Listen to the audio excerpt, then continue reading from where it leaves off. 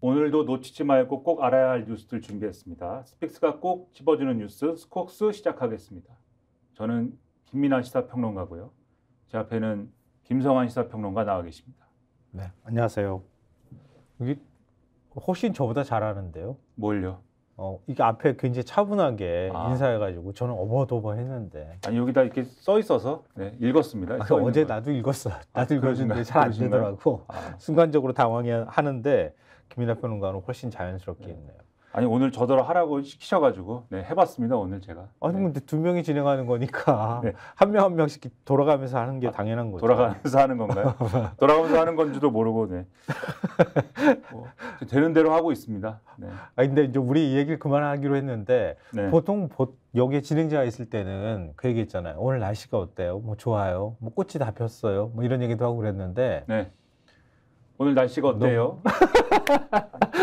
날씨가 벚꽃이 폈어요. 벚꽃이 폈어요? 네, 벚꽃이 여의도 쪽에 펴가지고 제가 깜짝 놀랐어요. 벚꽃이 꽃망울 다 확 일부 나무에서 확 터뜨려 버렸더라고요. 아니 제가 개나리 핀 것까지는 봤는데 벚꽃은 제가 여의도 갈 일이 없어서, 왜냐하면 더 이상 KBS에 가지 않기 때문에 여의도 갈 일이 없어서 벚꽃이 폈는지는 몰랐습니다. 아니 여의도 안에 들어가면 안 보일 것 같고 그 올림픽대로 주변에 이제 피기 시작했어요. 한 일주일 사이에 이제 확 필 것 같아요. 이제 꽃 피는 계절에.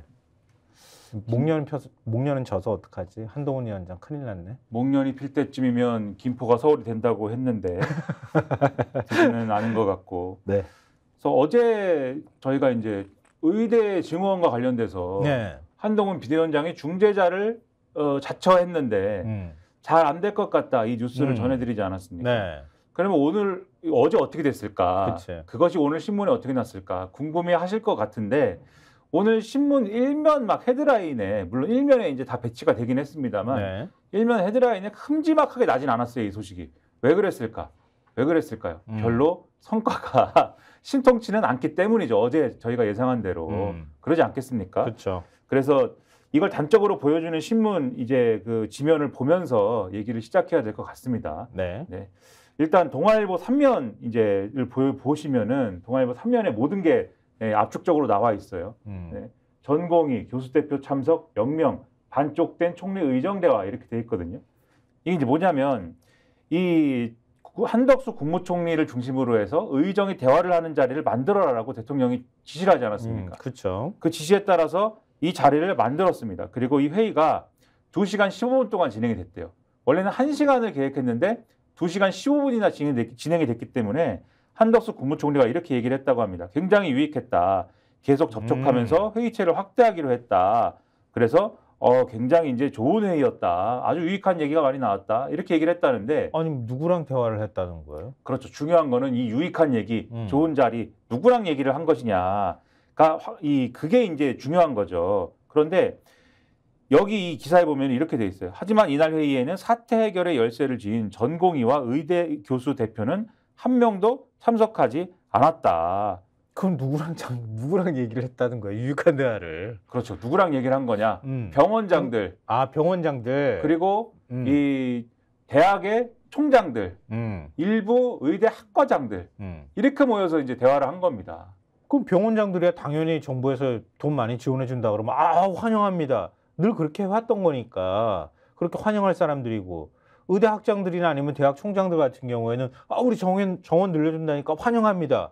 이렇게 하는 사람들만 만나가지고 얘기를 했다는 거잖아요. 병원장들은 대부분 이제 대형 병원 병원장들의 경우에는 전공의들이 빨리 돌아왔으면 좋겠는 분들이고. 그렇지. 매일매일 적자가 지금 쌓이고 있으니까. 그렇죠.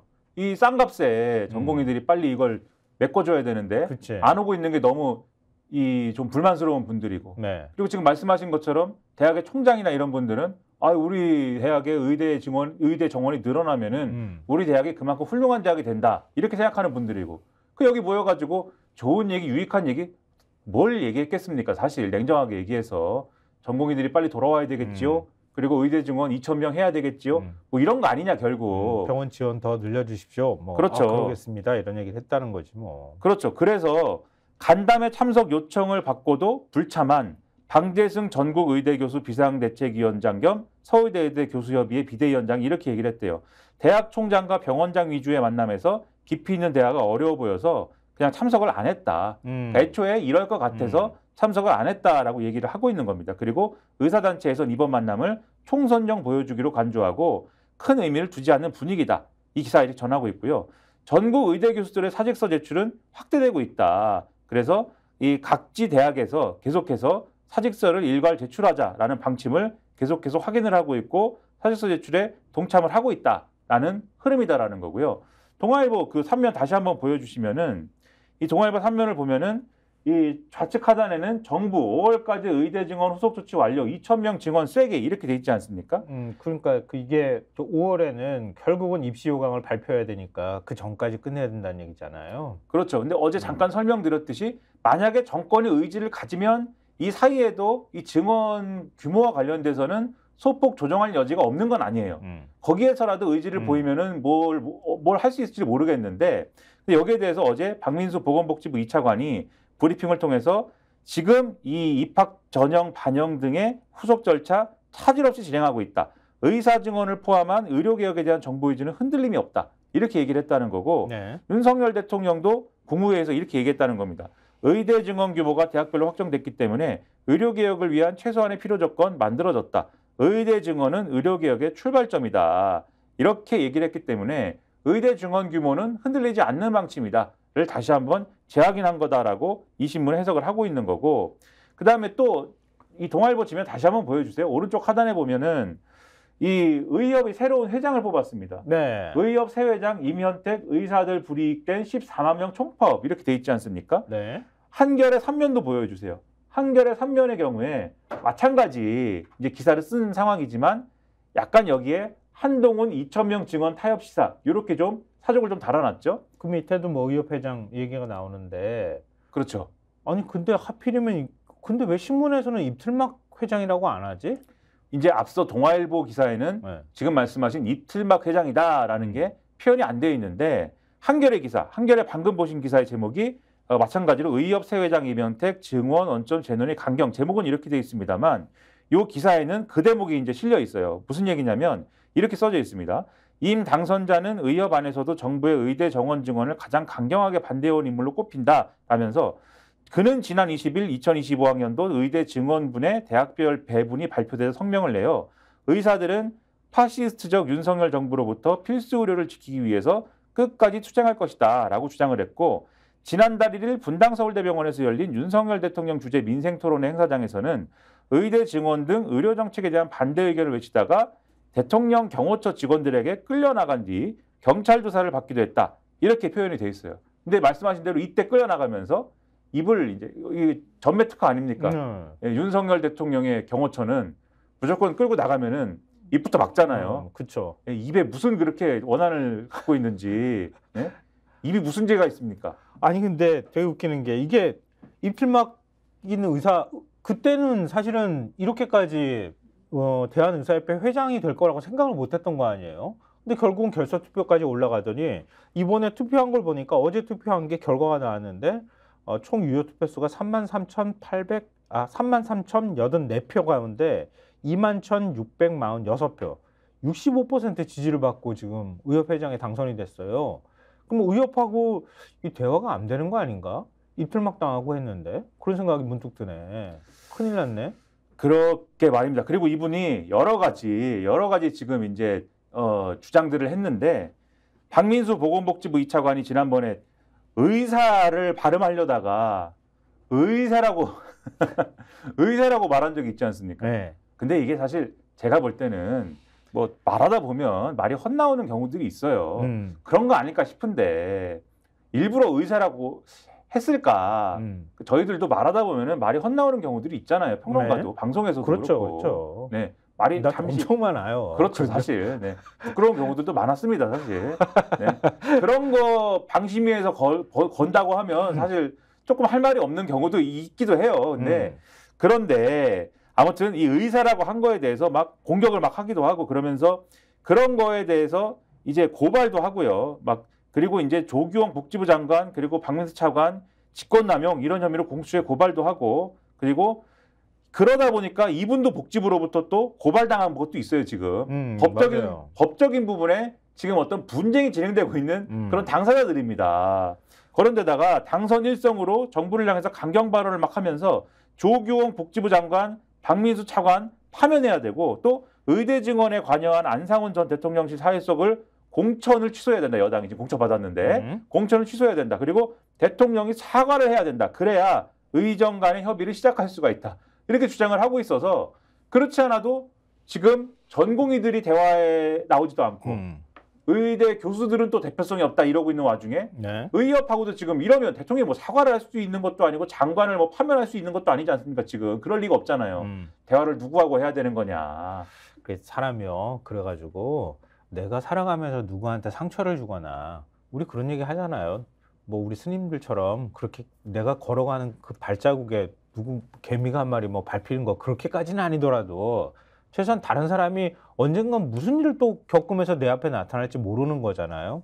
근데 이 뭔가 대통령한테 하고 싶은 말이 있습니다라고 했는데 입 꽉 틀어막고 질질질 끌고 나갔던 사람이 의협회장으로 짜잔하고 나타나 버린 거야.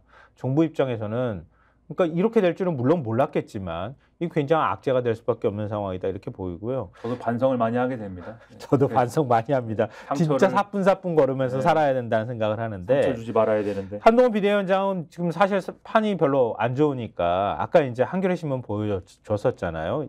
의대 정원 2,000명 증원 타협 시사했다. 이제 이런 발언을 했던 건데 이 유연한 태도로 지금 태도를 보이고 있다고 하는 거예요. 어제 울산 남구 신정시장에 갔는데 의대 증원 관련 질문을 받았는데 의대 증원 2,000명이란 정부 방침 또한 타협 가능하냐는 질문에 대화해야 한다고 생각한다. 의제를 제한한 문제는 아니라고 생각한다. 이렇게 말을 했다고 하거든요. 그러면 또 뭐 중재안을 내놓을까?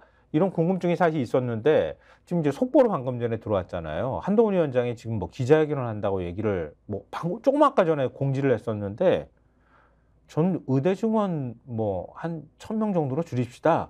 이렇게 얘기할 줄 알았더니 국회를 세종시로 완전히 이전하겠습니다. 여의도 주변을 개발 제한을 다 풀어버리겠습니다. 이렇게 얘기를 했다는데 한 줄 속보가 나왔는데 지금? 그러니까 자꾸 이런 식으로 국회를 세종으로 이전한다고 하면 충청권 표심이 좀 움직이겠지. 좀 이따 이 얘기는 사실 조금 이따가 해도 예. 일부러 하면 될 얘기 왜냐면 우리가 생방으로 하고 있다는 네. 걸 알려드리기 위해서 제가 지금 얘기를 한 거예요. 박근혜 전 대통령 만나면 TK의 민심이 움직이겠지. 여의도 개발 확 풀면은 서울에서 좀 호응이 있겠지.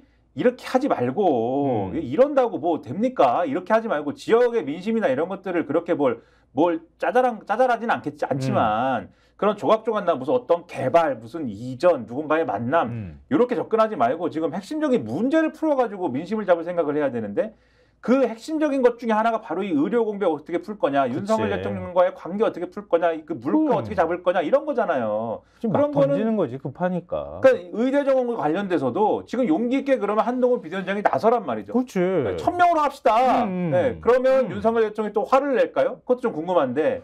잘라버릴 수도 있어. 네, 한동훈 너 그만둬 이럴 수 있는 것인가? 근데 윤석열 대통령이 아까도 말씀드렸듯이 2,000명만은 움직이지 않아라고 하면서 그렇지. 어제 뭐라고 했냐면 국무회의에서 사실 2025년 예산안 편성 지침을 보고받은 다음에 보건의료 분야에 대해서 안보, 치안 등의 국가 본질 기능과 같은 반열에 두고 과감한 재정 투자를 하겠다. 이렇게 주장을 하면서 의료계도 예산 논의할 때 같이 참여해서 그러면 머리를 맞대고 예산 편성 논의도 같이 합시다 이랬거든요.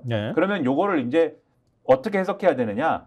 그러면 의료계가 예산 배분과 관련돼서 지금 얻을 수 있는 어떤 당근은 뭘까? 필수 의료와 관련된 지원이나 이런 거가 관련돼서 뭔가 예산에서 할 수 있는 범위를 뭔가 해주겠다는 건가? 이렇게 생각할 수 있잖아요. 근데 사실 그걸 할 수 있다고 하면 그러니까 의대 정원 문제와 별개로 필수 의료와 관련된 어떤 지원을 정부가 막 화끈하게 해줄 수 있다고 하면 그것도 필요하죠, 사실. 그렇죠. 그래서 그거라도 해줄 수 있다고 하면 또 좋은 얘기인데 해줄 수 있을까?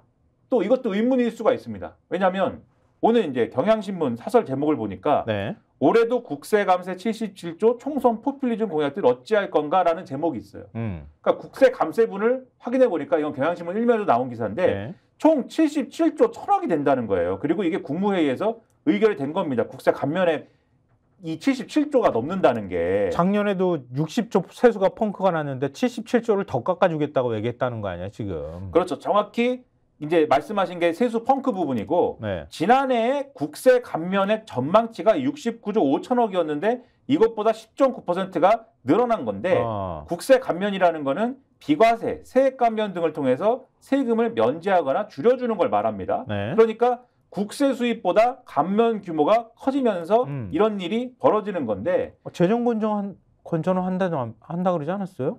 건전 그렇죠. 재정하겠다 그런 거 아니야? 세수는 줄여주면서 건전 재정을 한다고 하는 데다가 거기다가 세수 펑크도 사실은 이런 부분들이 원인이란 말이죠. 그런데 제가 이 얘기를 갑자기 드리는 이유가 이 사설에 이렇게 표현이 되어 있습니다. 네. 감세폭이 커지면 예산 지출도 고강도 구조조정이 불가피해질 수 있다. 그치. 정부가 늘리겠다고 한 연구개발, 저출생, 필수 지역 의료 등에 얼마나 충분한 예산을 확보할지는 아직 미지수다.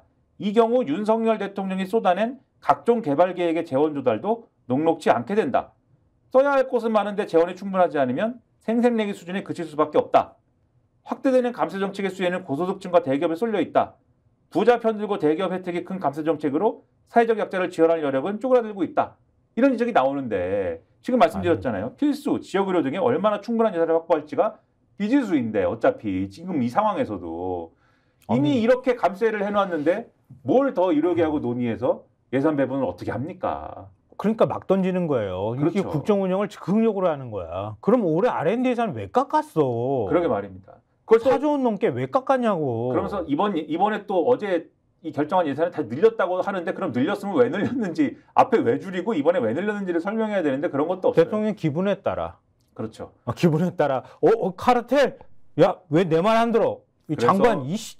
그렇죠. 그래서 열받는 와중에 하지만 또 2,000명을 어떻게 그러면 해결할 것이냐에 대한 열심히 생각을 하고 고민하는 우리 또 신문이 있죠. 신문이 있습니다. 2,000명을 어떻게든 해결해야 뭔가 가닥이 잡힌다. 조선일보가 일면에다가 여당서 나오는 의대 2,000명 협상론. 대통령은 받아주지 않지만 우리는 고민해야 된다. 한동훈 위원장이 받을 줄 알았는데 안 받았어 오늘도. 어쨌든 이 조선일보는 일면에 이렇게 썼어요.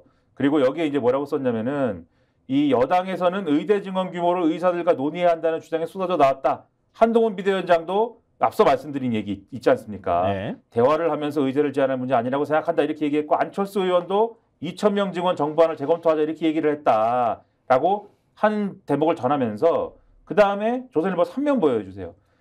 2,000명은 대안 중 하나, 10년 연 1,000명이면 전공의의 영향 미미 이런 제목으로 기사를 썼는데 이 기사 내용이 뭐냐면 의료계에서 나오는 그나마 2,000명 증원의 대안적인 어떤 주장들을 요약을 해서 좀 전해놓은 겁니다. 그러니까 몇 가지 이제 내용이 있는데 첫 번째는 그러니까 5년간 2,000명 늘리지 말고 10년간 1,000명씩 증원하자 이런 주장이 있다.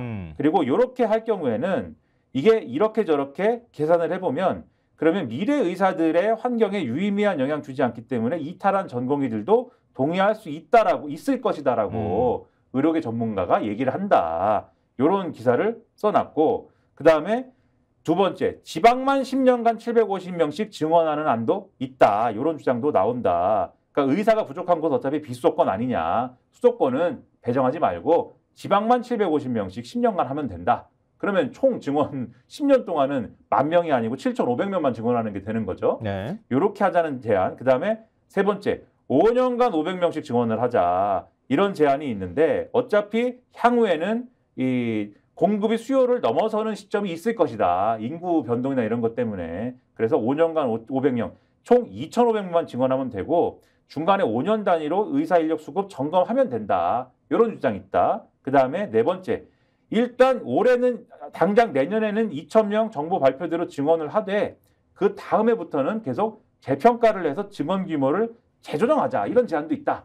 이런 다양한 절충안이 있습니다, 여러분. 메뉴를 쫙 제시를 했습니다. 오늘 김민하 평론가가 진행하는 거를 그러니까 저보다는 자연스럽게 진행을 하니까 많은 얘기를 할 수밖에 없잖아요. 자꾸 저를 이렇게 띄워주시는 이렇게 얘기를 듣다 보면서 왜 내가 한숨이 자꾸 나지? 우리가 그 구독자분들한테 계속 기사 내용이나 이런 것들을 소개해드리면서 2,000명이라고 하는 숫자가 어디서 나왔느냐?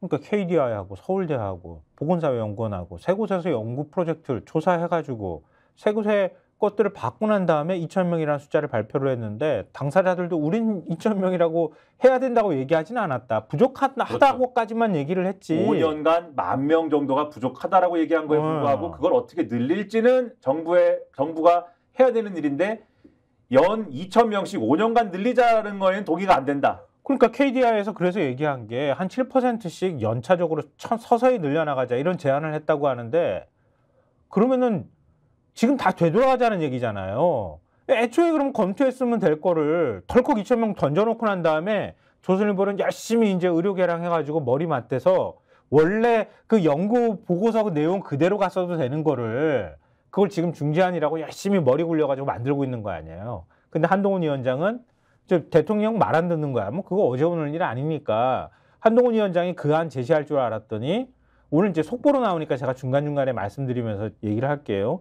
지금 기자회견에서 얘기를 했다고 하는 게 국회 세종시 이전이잖아요. 서울 개발 제한 풀겠다고 얘기했는데 그러면서 하는 말이 이거예요. 여의도 정치를 종식하겠다 그랬어.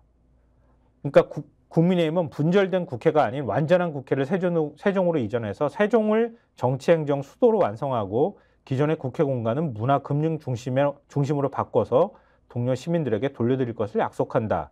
이렇게 얘기를 했다고 하는데 그러면 여의도 정치가 세종 노무현 정치가 대통령 되면 옮긴다고 할 때 그때 옮기지. 그렇기도 하거니와 죽기 살기로 반대를 해놓고 그렇기도 하거니와 행정수도로 옮기는 맥락이 여의도 정치를 종식하는 거랑 무슨 상관이 있냐고요. 그러니까 그것도 웃기고 여의도 정치가 세종 정치가 되면 뭐 달라집니까 그러면? 그게?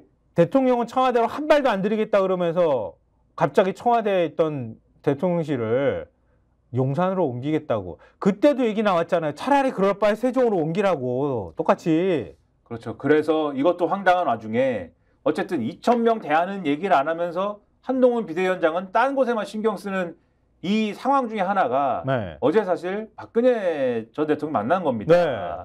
그러니까 이게 기사가 나오는 게 사실 재밌어요. 어제 이제 박근혜 대통령하고 윤재욱 원내대표, 그러니까 한동훈 비대위원장하고 윤재욱 원내대표 같이 가가지고 대구 달성군에 있는 박근혜 전 대통령의 사저를 찾아가서 만난 거지 않습니까? 이 자리에 유영아 국민의힘 대구 달서가 후보도 함께 했는데 30분 동안 비공개 면담을 했어요. 그리고 나서 이게 마치 이제 이제 정상이 만나면 각자의 대변인들이 우리가 어떤 얘기를 나눴다라고 각자가 브리핑하지 않습니까? 네. 마치 그런 것처럼 한동훈 비대위원장이 이런 얘기를 나눴습니다라고 설명하고 유영아 후보가 박근혜 전 대통령이 이런 얘기를 했습니다라고 얘기를 했는데 유영아 후보가 한 얘기 중에 이런 대목이 있어요. 박근혜 전 대통령이 의대 정원 문제와 관련돼서도 한동훈 비대위원장한테 조언을 했다. 의대 정원 문제를 또 물어봐서 왜냐하면 박근혜 정권 당시에 기억하실 텐데 원격 의료 뭐 이런 거 도입한다고 그래가지고 맞아요. 의료계랑 마찰 있고 이랬거든요. 네. 근데 이거는 의대 정원 문제랑은 별 관계는 없죠. 그냥 의료계 현안이었던 것 뿐이지. 뭐 그런 얘기를 했다는 거예요. 의대 정원 문제를 근데 거기다 물어보면 답이 나오나요? 근데 그러니까 아무튼 난 지금 황당하네. 그렇죠. 이런 의문이 있는 가운데 아무튼 이거를 뭐 국민의힘이 유튜브 영상에도 올리고 뭐 했다는데 그러니까 이런 기사 나옵니다. 경향신문, 경향신문을 볼까요? 경향신문 4면을 보시면 제목이 이래요. 국정농단 30년형 구형 한동훈 박근혜 국정 관련 좋은 말씀. 네, 이게 과거에 한동훈 비대위원장이 국정농단 사건 관련돼서 수사하고 나서 박영수 특검팀에 그렇죠. 들어가 있었잖아요. 그렇죠. 그리고 박근혜 전 대통령 30년형 구형할 때 직접 나와서 그 구형했던 당사자예요. 본인이 구형했단 말이에요. 재판장에서. 그런데 지금은 가가지고 박근혜 전 대통령한테 국정 관련한 좋은 조언을 많이 들었습니다. 이렇게 얘기를 하고 있다. 그러면 이 배경은 뭐냐? 경향신문 이렇게 해설을 합니다. 한 위원장의 박 전 대통령 예방은 보수 표심을 결집하기 위한 것으로 풀이된다. 이렇게 설명을 하고 있고 그러면서 이 국민의힘의 어떤 후보의 말을 빌어서 도태우 후보 공천 취소 등을 달래기 위한 측면도 있을 것 같다. 그러니까 지금 도태우 후보라는 분은 박근혜 전 대통령 탄핵 사건 변호를 맡았던 데다가 이제 공천이 지난번에 취소됐지 않습니까? 네. 그러면서 무소속 출마를 한 그런 상황인데 뭐 심상치가 않다는 거예요, 표심이. 그래서 이런 것들에 대응하는 거 아니냐라는 건데 이 경향신문에 이런 평가가 나와요. 일각에서는 국민의힘이 자유한국당 시절로 회귀했다는 평가도 나온다. 실제로 한동훈 위원장은 황교안 전 대표의 전철을 밟고 있다. 21대 총선을 앞둔 2020년 3월 황교안 미래통합당 대표는 통합을 강조한 박 전 대통령의 옥중 메시지를 언급하며 천근 같은 말씀이라며 잘 챙기겠다고 했다. 이렇게 평가를 하고 있어요. 그래서 이런 평가 나온다. 네. 그러니까 지금 조국혁신당에 대해서 조국 전 장관 뭐 지금 이제 대법원 판결을 앞두고 있잖아요. 그리고 뭐 지금 범죄자 연대라고 하는 비난까지 한동훈 위원장이 하고 있는데 그럼 거기도 그로테스크하다는 표현을 듣고 있잖아요. 이 장면이 진짜 그로테스크한 거 아니야? 더욱더 재미있는 것은 네. 중앙일보가 좀 더 이 자리에서 오간 내용을 자세하게 전하고 있어요. 네. 중앙일보 사면 기사를 보면은 한동훈 총선 보름 전 박근혜 만나. 박 당정대리 좋지 않아. 이렇게 돼 있지 않습니까? 기사에 재밌는 내용이 있어요. 뭐라고 얘기가 돼 있냐면 참석자들의 전원을 종합하면 이날 박 전 대통령은 최근 불거졌던 윤석열 대통령과 한 위원장 간 윤한 갈등 문제에 대해 언급했다고 한다. 박근혜 전 대통령은 당정 간 협의를 잘해서 선거를 이겨야지 국민들의 자꾸 대립되는 모습을 보이면 좋지 않다면서 경제가 어렵고 나라가 많이 어려운 이럴 때일수록 여당이 대통령을 뒷받침하고 도와줘야 한다는 내용의 조언을 했다. 여권에선 한 위원장이 윤 대통령을 이해하고 돕는 게 좋다는 취지 아니겠느냐라는 분석이 나왔다. 그러니까 박근혜 전 대통령이 최근에 윤석열 대통령한테 한동훈 비대위원장이 막 그랬죠? 그러지 마세요. 라고 했다라는 거에 가까운 얘기를 지금 중앙일보가 쓴 것이고. 뭔 박 대통령은 만능인데 다 아는데 의대 정원에 대해서도 조언하고 지금 여당 대통령 갈등에 대해서도 쓴소리하고 막 그런다는 거 아니야 지금? 그렇죠. 근데 한동훈 비대위원장 할 말 하세요라고 한 게 아닙니다. 윤석열 대통령한테 까불지 마세요. 이렇게 얘기한 거예요 지금. 근데 여기에 대해서 또 이런 얘기도 했대요. 지난번에 대구 민생토론에 윤석열 대통령이 왔는데 좋은 얘기도 많았다. 네. 이렇게 했는데 한동훈 비대위원장 묵묵히 이 말들을 경청했다고 하고 심지어 한동훈 비대위원장이 지난달 5일에 출간된 박근혜 회고록 어둠을 지나 미래로에 대한 얘기도 했다고 합니다. 책을 최근에 사서 읽었습니다. 각고의 노력을 갖고 쓰신 것 같습니다. 한동훈 비대위원장이 이렇게 얘기를 했다라는 거예요. 네. 그러면서 이 신문도 이 대목을 얘기를 합니다. 그 당시에 국정농단 사건 재판 때 재판정에 이례적으로 직접 나와 구형문을 읽었던 서울중앙지검 3차장이 지금의 한동훈 위원장이다. 이 얼마나 웃긴 일입니까? 의대 정원 문제에 관한 심도 있는 대화도 이어졌다. 이렇게 돼 있고 그러면서 총선 판세 관련돼서는 여권 내부의 위기감이 고조되는 분위기다. 이렇게 전하고 있어요, 신문이. 다 지난 일인데 뭐 지금 뭐 선거가 2주밖에 안 남았는데 이게 어느 정도 효과를 발휘할지는 모르겠지만 뭐 일부 효과는 있을 수 있겠죠. 신문이 분석하는 것처럼. 근데 지금 국민의힘이 전략이 없다는 얘기를 듣는 게 이제 수도권이 급해 죽겠다고 얘기를 하면서 갑자기 보수층 결집을 한다고 또 갑자기 대구를 또 내려가서 박근혜 전 대통령을 만나요. 이거 우리 그런 거 있잖아요. 물이 여기저기서 새니까 여기 가서 맞고 저기 막 허겁지겁 뛰어가서 저기 가서 맞고 이런 형국이에요. 지금 보면. 그리고 TK 지지율이 떨어졌다라고 하는 거는 국민의힘이 좀 더 우클릭하지 않아서 좀 더 보수적이지 않아서가 떨어졌느냐에 대해서 저는 사실 맞아요. 그렇지 않다고 생각합니다. TK 민도를 우습게 생각하는 거야. 그렇죠. 그게 아니라 윤석열, 한동훈 갈등이 빚어졌기 때문에 그거에 대해서 이 보수층 유권자들이 이거 누구 책임이지? 누가 맞는 거지? 누구 편 들어야 되지? 이거 가지고 분열이 일어났기 때문에 그래서 지지율 떨어진 거거든요. 다시 말씀드리면 이 갈등을 윤석열 대통령이든 누구든 치유하거나 또는 아니야 이게 맞는 거야 라고 여당이 정확하게 서로 확 긋고 네. 중도층 공략에 성공할 수 있는 조건을 만들면 TK 보수층도 그렇죠. 저렇게 하면 이길 수 있을 것 같아. 총선에서 잘 될 수 있을 것 같아. 라고 하면 이거는 해소가 돼요. 제가 볼 때는. 맞아요. TK가 이준석 대표도 만들었잖아요. 그렇죠.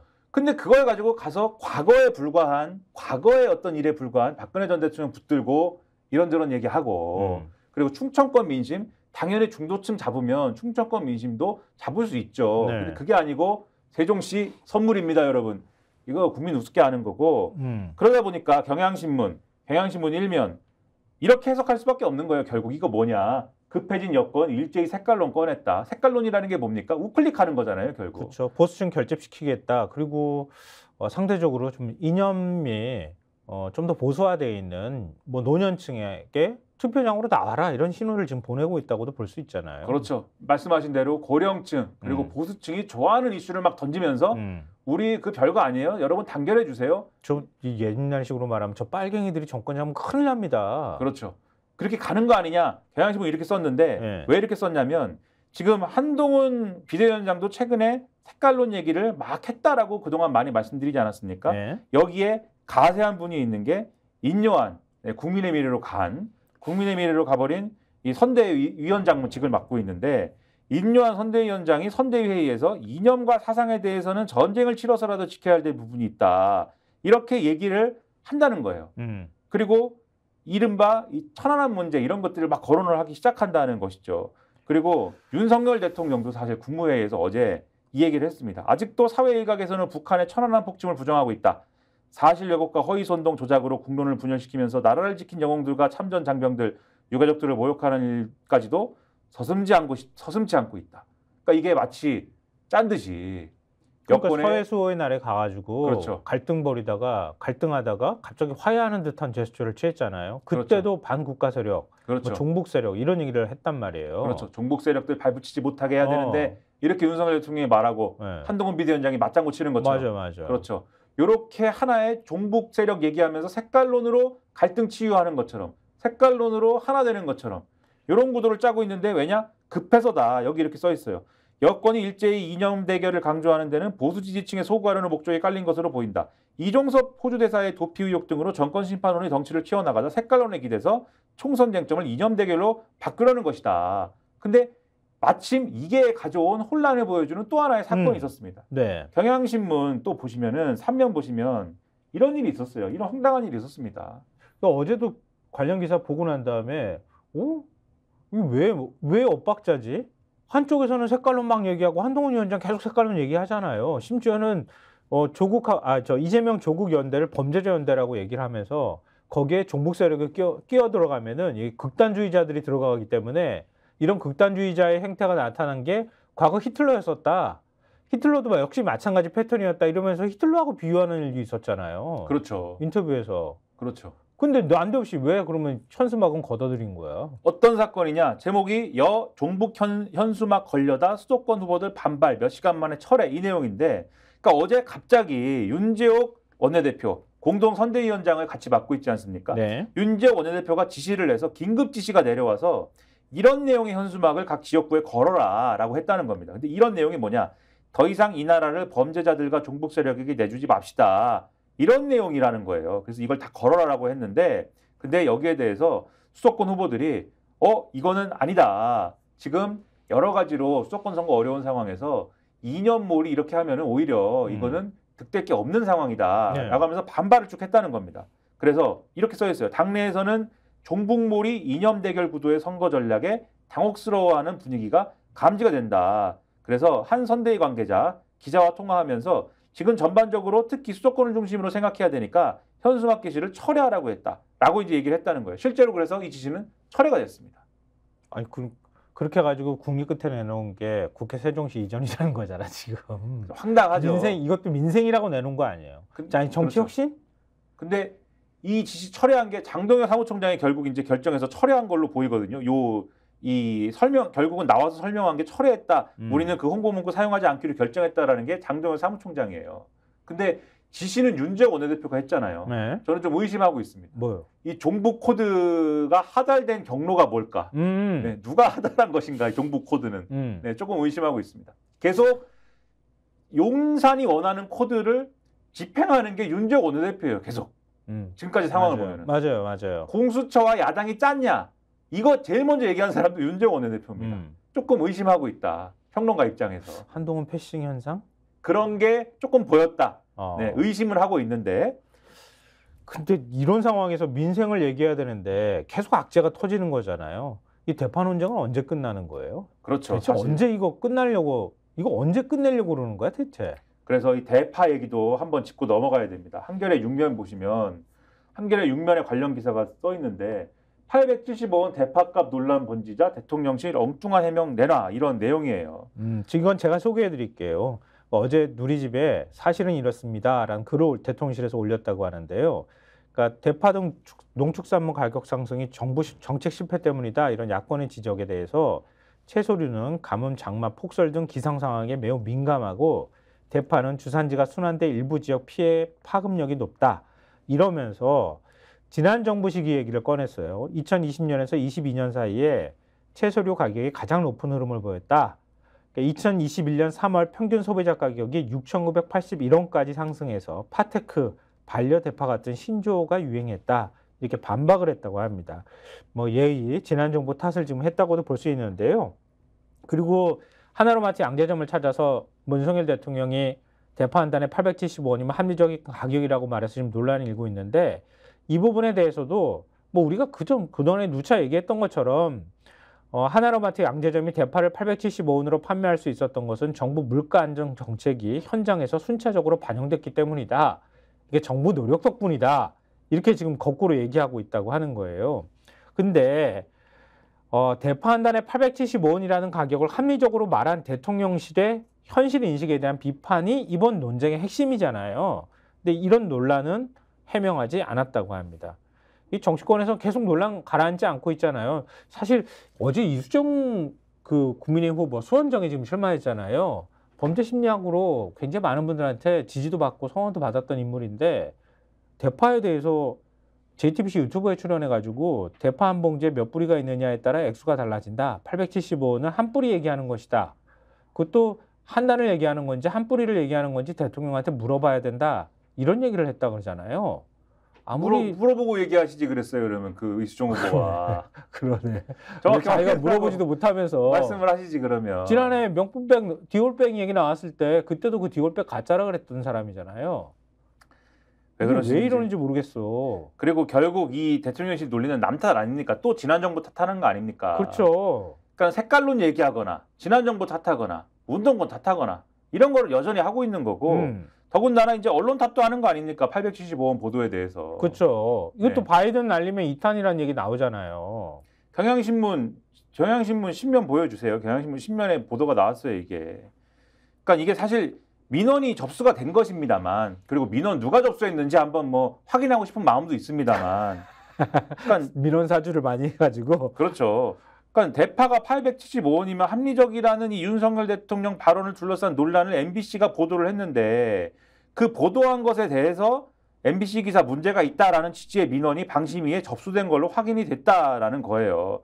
이 보도가 객관성과 사실 보도를 위반했다라는 내용이다라는 것인데 이걸 보도한 게 왜 이 어떤 객관성을 위반한 것이냐 상당히 의문이지 않습니까? 근데 이거를 결국 선거방송심의위에서 심의될 가능성이 높다라고 이 신문은 보도를 하고 있고 또 신속심의로 처리될 가능성이 높다라고 하는데 지금까지 선방에서 처리한 게 MBC 뉴스데스크의 미세먼지 농도 1보도 있지 않습니까? 네. 이런 거 법정 제재를 전제로 하는 의견지수 듣기로 결정을 해서 편향적으로 지금 심의하고 있다.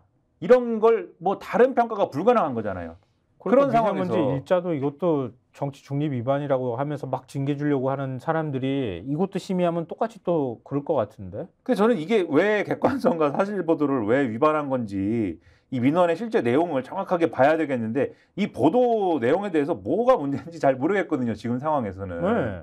그래서 뭐를 어떻게 하자는 거냐. 아 그냥 미우니까 때려주자는 거예요. 그래서 이런 상황이 되니까 그래서 결과적으로 이 한국일보 사설 제목 여다급함 드러낸 종북 현수막 소동과 박근혜 예방 이 사설에 보면은 이렇게 돼 있습니다. 현재 여권 위기의 본질은 중도층을 끌어들일 수 있는 민생 해결책이나 정권 심판론을 넘어서는 비전을 제시하지 못하는 데 있다.